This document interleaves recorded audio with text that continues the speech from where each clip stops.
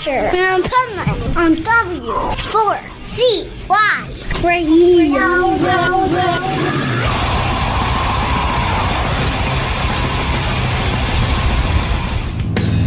We rode across that bridge all night. We talked our way through city lights, traced all the lines. We're killing time under those buzzing signs. This is the Pipe Man here on the Adventures of Pipe Man W4CY Radio, and I'm very excited about our next guest who, oh my God, like time just flies.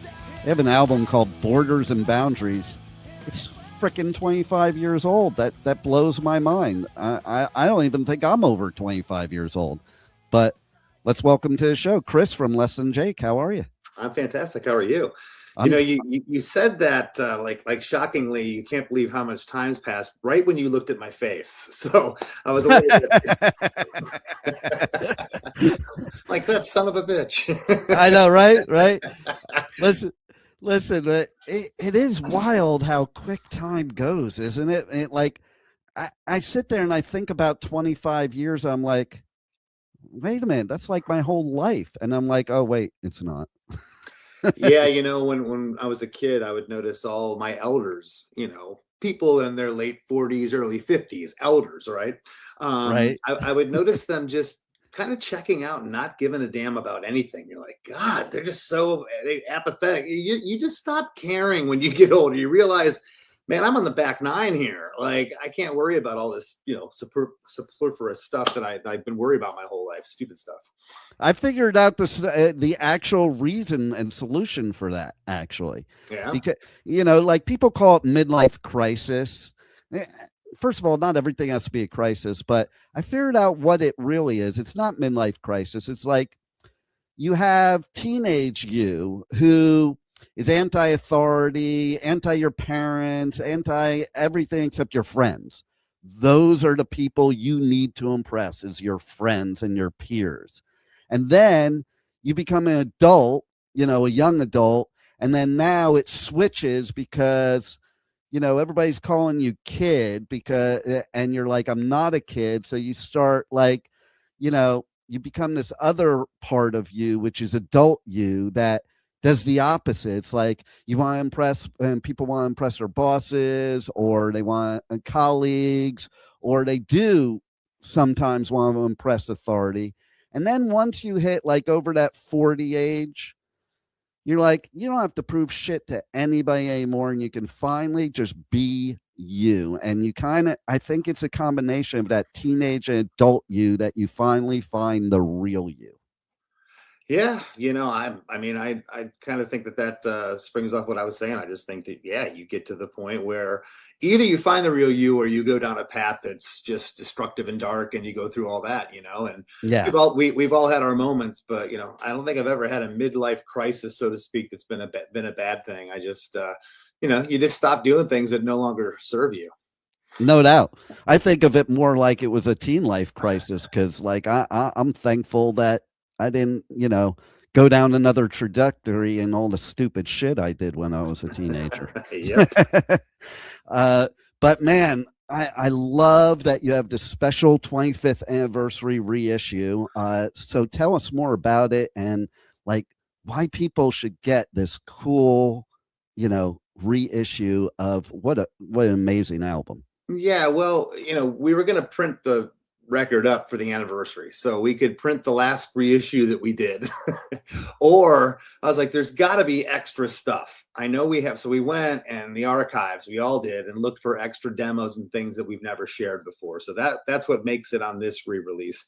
I don't think we're going to be able to do that again. I don't think there's any other unreleased tracks at this point. I think this is maybe the third time we've done this. I know Fat Records had done a reissue at one point. So again, we would have pressed the record and celebrated the 25th anniversary either way, but we thought we would at least repackage it for the collectors and put some extra stuff on there.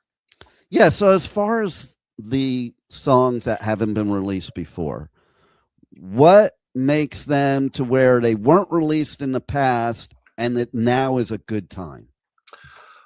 Again, just the re-release. These are stuff that I had found in my collection, actually. I have one of those huge tubs you put like Christmas ornaments or stuff in your garage. You only use once a year. I have like a tub in there just filled, with mementos and things from our past. And one of them is filled with just CDs and cassette tapes and test pressings of records, etc. And I found a CD from the sessions, a bunch of demos and stuff that we had done at Roger's house prior to going to California to track the record. So that's what's made it on here.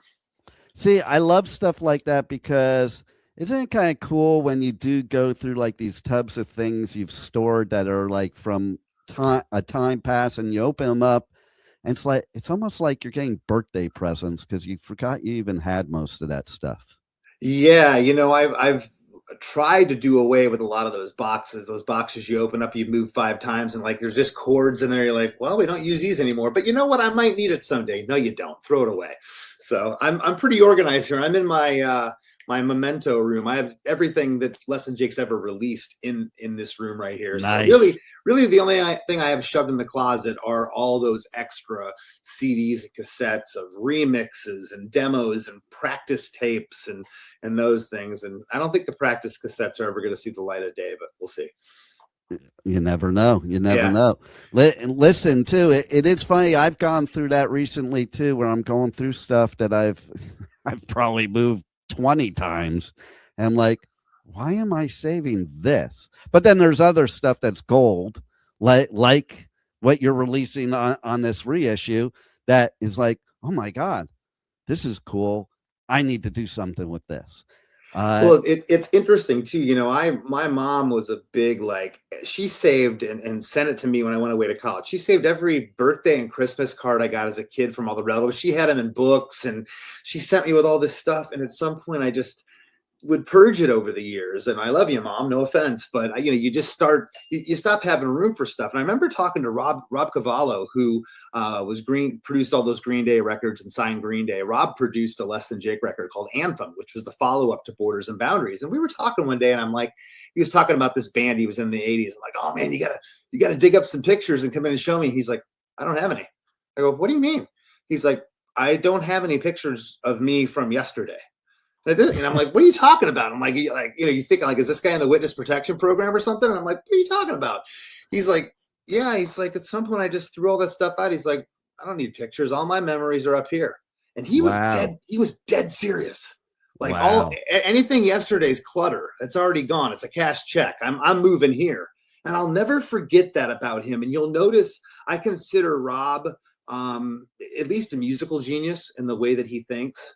And you'll notice that with people, genius and severe autistic, like that can do crazy stuff, they don't listen to the noise. They're like this tunnel vision going straight ahead. And I've thought about Rob a lot over the years when I've been cleaning stuff. I'm like, why am I hanging on to this? For what?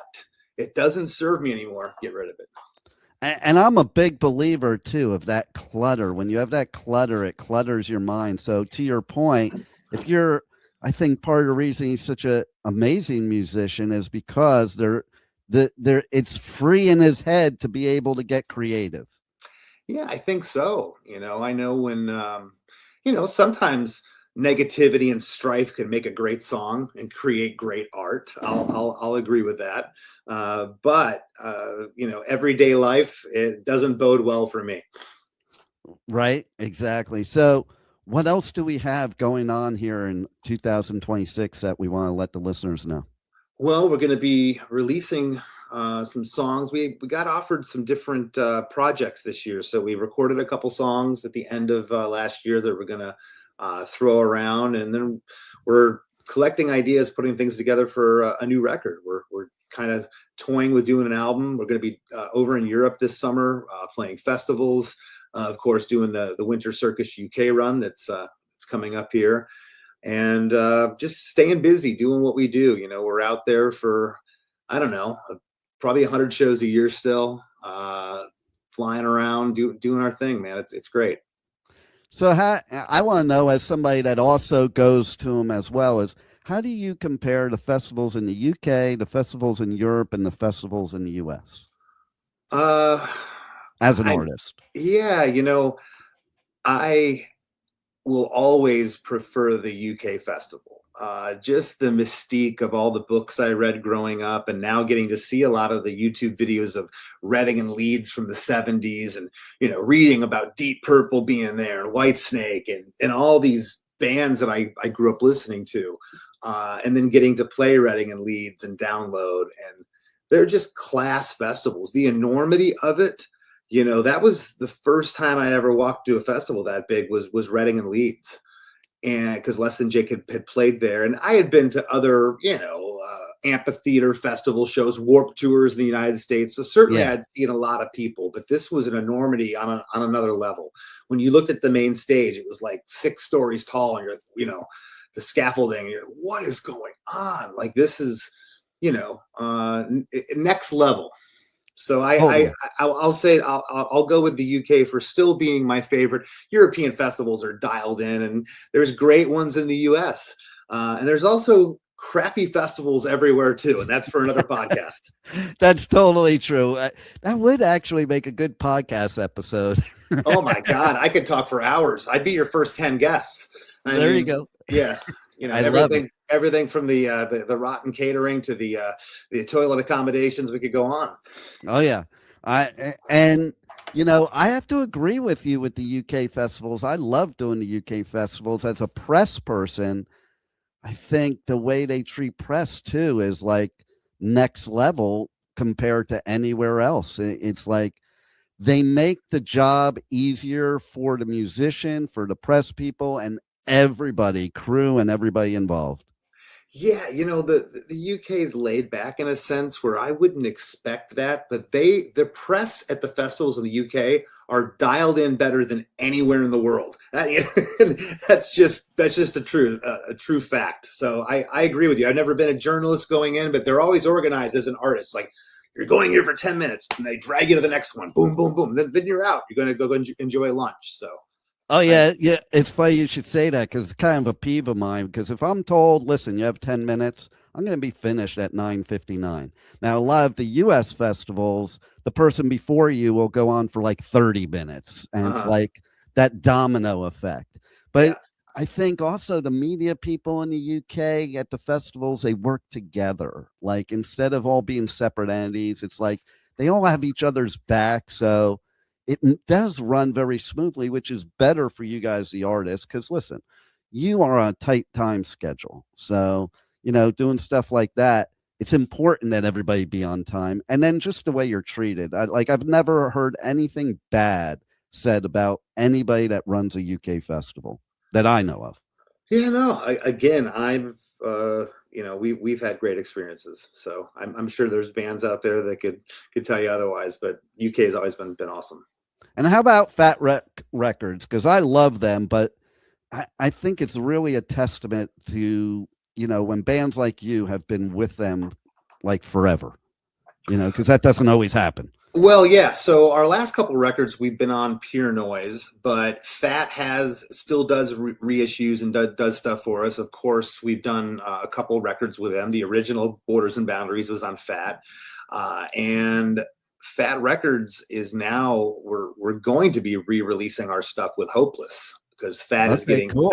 Fat is getting absorbed by Hopeless. I don't know exactly when that's going to happen, but Fat Records came along at a great time for Less Than Jake. We had recorded Borders and Boundaries for our third Capitol Records release. So it was funded from Capitol money, and we got the mixes back. We still thought we were on Capitol, and then we got dropped. And during this time, the president, our A&R person, and you hear this a lot from bands, that everyone was gone. And we got assigned this A&R guy who had been Megadeth's tour manager for years. I think he maybe managed Megadeth for a little while. This guy, Ron Lafitte, and Ron came in, and it just didn't, for us, this guy came in, and he was handed us, and, didn't really know what to do with us. You could tell his heart wasn't in it. So when they decided to drop us, we were like, well, this is great. We got this record, and Fat Mike picked it up immediately and stamped Fat Records on it, paid Capitol Records outright for the money they put into it. And it was the greatest thing that could have happened to us in hindsight. At the time, we didn't really care because we had a fan base that we were touring on. And luckily back then there was no such thing or thought of a 360 deal. So we were just raking in at the box office, building this career. It's like, oh, we're not in a major anymore. It doesn't matter. We're still going to pull into Detroit. And there's going to be 1,500 kids there wanting to see us play. So no harm, no foul. But it was the greatest thing because we now had legitimacy as a punk band on Fat Records. Okay. Right. When we went to Europe, it was like our audience doubled because we were on Fat Records, which was really ironic because Borders and Boundaries up to that point was our most commercially accessible record. If you go listen to it, it was our cleanest production. We had some radio songs on there, and it wasn't that we were necessarily shooting for that. You know, we didn't have any outside writers. It was all in-house still. But we were growing and maturing, you know, we weren't just punk kids anymore. We were learning how to play our instruments. So it all worked out and it ended up being great. And speaking of that, like, it's funny you say learning how to play your instruments because it's so true. You know, with anybody that's been in punk, what does it feel like to play in a punk band now after doing it for so long? What's the differences for you as a musician? Well, at some point I realized that nobody's ever commented about how much energy I have on stage. I was talking about the band's energy, but you know, they've never once said, man, Chris is jumping off drum risers. He's jumping up in the air. He's pogoing half the set. And I've always been athletic. I've always exercised. I still do keep in shape, you know, cardio. But I realized at some point, no one's ever said anything because they don't care. You're beating the hell out of yourself for what? And I realized that once I wasn't hiding behind that anymore, because that was a defense mechanism in the early days. I knew I wasn't that great. We weren't that great. So just jump around and go crazy. Everyone's drunk anyways. No one's going to give a rat's ass. But you know, you want to get better at your craft. And I realized that if I just moved a little bit less, I could still rock out.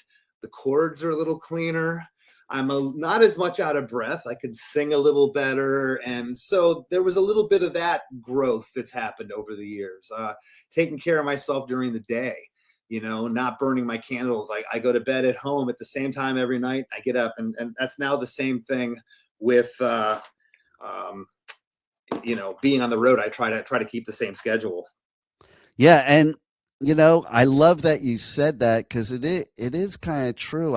Sometimes I look at musicians, especially the young ones that are doing what you're describing, and I'm like, man, how are they playing their guitar, jumping around and flipping around like that? And I'm usually in awe, but then I listen to you and I'm like, well, that makes a lot of sense that you're actually going to be a better musician if you're actually focused on it. Also remember, you know, and this isn't any disrespect, a lot of the bands can go that crazy because they're using backing tracks today. That's just a fact of modern music. We don't have backing tracks. We're out there warts and all. That's what you get. And so if I'm going to be out there, you know, naked at the class play, I might as well be halfway decent. Absolutely. And see, you said something I talk about all the time that I think a lot of people don't even realize when it comes to punk bands specifically is that, you know, you do want to hone in on your craft and become a better musician. Like you want to grow. A lot of times our hardcore fans as an artist, they want you to stay a garage band, but you as an artist, I mean, you're going to want to grow if you're a true artist. Yeah, I think so. You know, I think that there's, you know, certainly, you know, Steve Jones is a better guitarist than he was in the 70s, you know, for the Pistols. But, you know, how good do you want the Pistols to be? You know what I mean? Like, how good do you want that to, you know? So you have to be reminded of that. It can't be too clean and pristine because I also know that frenetic energy and that looseness is what got us to where we were at. True. You know, I mean, I can look back to videos and just, they're online and all the time, you know, once a year I'll go to YouTube and just type in Less Than Jake 1995 and inevitably someone found a VHS tape in their mom's closet over Christmas and they uploaded it to YouTube and I'm watching it and it's like an out of body experience, man. I'm like, I know that's me. I have no recollection of this, but there's 1,000 kids losing their mind in Cleveland in this video. And I'm listening to the band with my eyes closed going, ooh, that's not that good. Then you open your eyes, you're like, okay, as long as I don't have to listen to the band with my eyes and my ears, I can just listen with my eyes. It's but it didn't matter. And it's also, we were always, we still are our own worst critics. Yeah. I can't tell you how many times I've gotten off stage and been like, man, I phoned it in tonight, or that sucked. I was awful. And you got that kid standing there, or multiple. I've seen you 12 times. That was the best I've ever seen you. And you're like, okay, what do I know? Right. I know that feeling too. Cause even I, like, every time I get done with my radio show or I get done doing an interview, I'm like, man, I fucking sucked, but yeah. But then I get like, oh, that was the best interview I ever had. I'm like, oh, really? and so, yeah, I mean, I get it too. But you guys are badass. I love that Borders and Boundaries has a special 25th anniversary reissue. Everybody has to go to Fat Wreck Records and go get it. Is there any other things that you want to let the listeners know that we haven't covered already? That's about it. Go check out my podcast, Christy Makes a Podcast. It's a songwriting podcast where I interview guests from all genres of music to talk about one iconic song from their career. I've been doing it for 6 years, and you can find it wherever you listen to podcasts. So thank you. I love it. Well, thank you for making us great music all this time, and thanks for being on the Adventures of Pipe Man. Right on. Thanks. Take care, my friend. Hey, it's Chris from Less Than Jake, and you're listening to Pipe Man on W4CY Radio.